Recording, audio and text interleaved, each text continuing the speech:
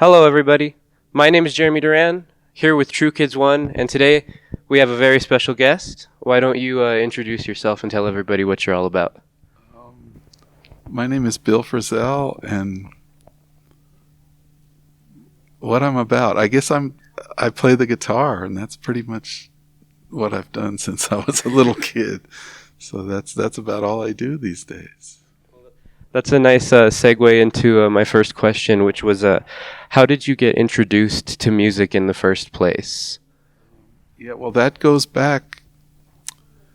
It's really my whole life. I feel like I've been, my earliest memories, I think, are thinking of my mother walking around the house singing a song or something, and then I think it's tied in a lot with, I was born in 1951, so growing up in the 50s, I have such a vivid memory. I was about 4 years old when we first got a television set, and I remember my dad bringing this big cardboard box into the living room and taking this. We turned on the TV, and so much. I mean, now it's sort of like what the iPhone is now, or some. It's just it. I mean, when I think about it, I guess part of my love for music and a lot of what I learned and what got me fired up about it was coming through that, watching that thing. Think of all these. At the beginning, I would watch the Mickey Mouse Club, and he was called Jimmy was the leader of he was like the sort of the older guy with all these kids, and they had their mouse ears on and everything, and he would play the guitar. At the end of every show, he would play the guitar, and I was like, that's so cool. Like, all this stuff would happen during the show, and then at the end, everyone would gather around, and he would have the guitar, and it was like, it seemed like it had sort of a magic, put a spell over everything. Yeah, and that's, for me, that's really what it does. My whole life, it's, later when I finally got my own guitar and started playing in bands, it's always been about being with other people, and it brings the audience in, and it brings friends together, and it's just a good thing to be doing, I think. That's really nice to hear. So you've been playing guitar for some time now, and I would like to know, what is the most useful piece of criticism that you've ever received at any point in your life? Or it could even be multiple points, but how have you used people's critiques to make your music better? I think, well, that's,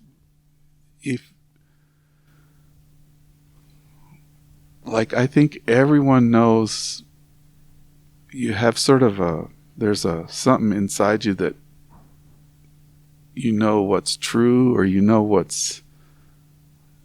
what you really love, right? And sometimes it's embarrassing, or you maybe are afraid to show what it is that really gets you, and in music, I think the music will tell you, it tells you things like it's a little bit difficult, or maybe it's so simple that it's not. It's just, if you love, like a younger person, the only thing I could tell them for advice would be, just follow what you love, and don't be afraid to, there's a lot of forces on the outside telling you this or telling you that, but if you try to just stick with what you really believe is what you love, then I think that has the potential to, you're never going to know what anybody else really, you don't know if they're going to like it or not. So all you can do is be true to what you like, and then hopefully that they can feel your joy in it, and that becomes contagious, you know. And so I guess the advice, I mean, I've had just to stay true to your own voice inside and not be afraid to, you know, I'm thinking back, there were times when there'd be a song that I'd hear and I would, wow, that's really a beautiful song, but everybody's saying, oh, that's really corny or something, you know. I'd think it wasn't cool or something, and so I'd try to act like I didn't, and I've tried to shake off all that stuff, and just, if something moves me, I'm gonna try to let it come through in my playing. So that kind of answers my next question, but I wanted to know, you're a composer, you write all of your own music. I was wondering if, when you write your music, is it more of a thought in your head, or is it more of a feeling or an active impulse, or even a combination of both? Yeah, that's hard to describe also what happens, because it's, you know, I've been playing the instrument for so long, and then you're hearing so much music all the time, and I mean, what it involves for me is really having the time to just sit down and I write. I don't use a computer, I just write the old-fashioned way with a pencil and music paper, and it's like I'm trying to capture melodies that are, it's like there's melodies floating around in my mind all the time, and it's just try to write things down as fast as I can and not judge. The other thing I tell younger people is, when you're in the process of composing, writing, it's not good to, at that moment is not the time to decide whether it's good or bad. It's, what's important is to try to get it, write it down, and then you can figure out whether it's, later figure out if you like it or not. Because as soon as you start judging it, it stops the flow or stops the impulse, you know. So at home I have piles of you know, there's piles of music that I've written, and who's to know if it's, I don't know if it's good or bad, but then the next step is to kind of go back through it, but at least I know it's there, so I go back and I check it out, and then things will, maybe I'll find something that I like, and then that'll generate more. But as I get older too, it's a strange, I don't know where is this coming from, you know.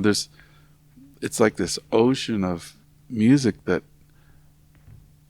I'm not sure if am I making it up, or is it just something that I'm remembering? Or so a lot of times I'll write down, you know, I've had an experience where I write a song down and say, wow, that's not bad, you know, and then someone will say, oh, well, that's cool, oh, that's a whatever, you know, they'll recognize it as some other song that's already been written. I didn't intentionally steal it from someone, but it was in there, and I wrote it down, and so I can understand how people get in trouble for that kind of stuff. You know? So, a lot of people, when referring to your music, say that your music has a very particular sound, and I came across a video on YouTube that was explaining why no one else can sound like you. So this is a very multi-pronged question, but how did you find your sound, or even better, how would you describe your sound? Well, I mean, I think everyone has their own sound. You know, I think part of it is what I was talking about before, is just not being afraid to, everyone has their own life experience and their own, every single person on the planet is a whole unique story, you know. So if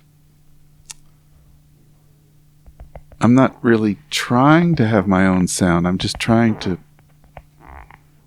be honest with where I come from and what I know, and so, and I really believe everyone has their own sound. When you hear someone talking, you recognize that person, right? And the sound of someone's voice is the same thing that'll come out. I mean, that's also, I feel like when I'm playing my guitar, it's actually more of my true voice than here I am trying to find the words. I feel like it's a truer expression of some kind of language for me when I'm playing than when I'm talking, really. So that being said, is there a particular kind of guitar that you prefer, or a particular amp, or? No, I mean that's the other thing. We were talking, today, Julie and I were talking about that. I mean, of course we spend a lot of time messing around with this. It's seductive to all the material things, and this is cool, and that, and this one sounds that. But I think the most powerful source of the sound is coming from your imagination. It's it's I think that's kind of put too much importance has been put on all that gear. Well, yeah. Closing thoughts. All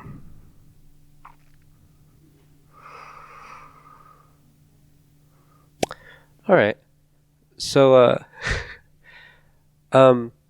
everyone has, doubts about themselves from day to day, or everyone strives to be better.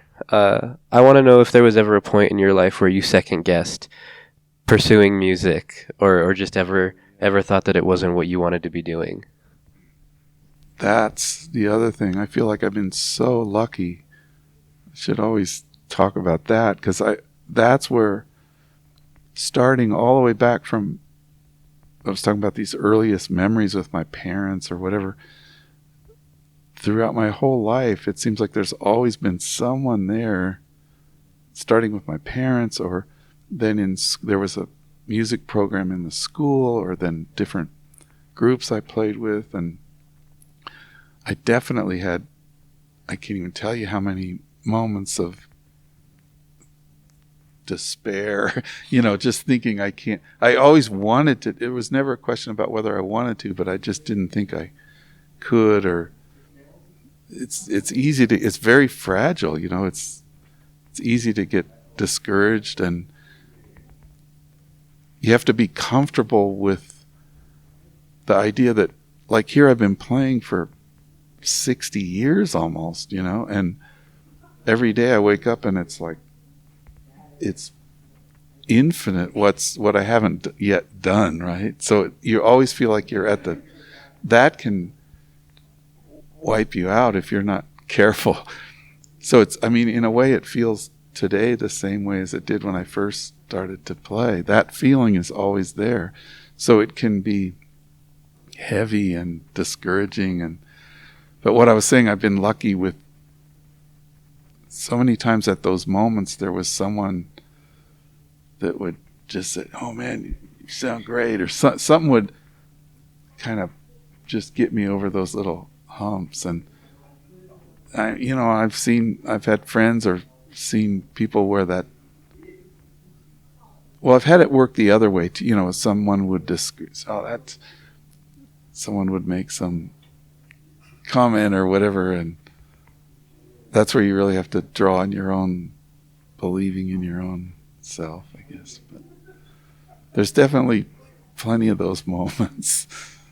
I think it's just part of the deal. I mean, when I look at like for me, Sonny Rollins, the saxophone player, who's, he's late 80s now. He's maybe almost 90, and it's amazing. Like, to me, he's one of, just, I look at him like some sort of god, or like the level of musicianship is just staggering, and what he's done throughout his life. And if you hear him speak now, it's you'd think he didn't even know how to play from or no, I mean he's the humility part is unbelievable how he expresses that thing about that he's just starting or just starting to learn, and I think it's good to keep that. You have to find a way of balancing the. You have to have enough confidence to keep going, but then you have to be humble about what it is too. Wow. Well, you're a very insightful person, and I look forward to seeing your show later. But thank you so much for taking the time to have this interview with us. Doing what you're doing. It's great. Happy to do it. We good? Beautiful. Thank you.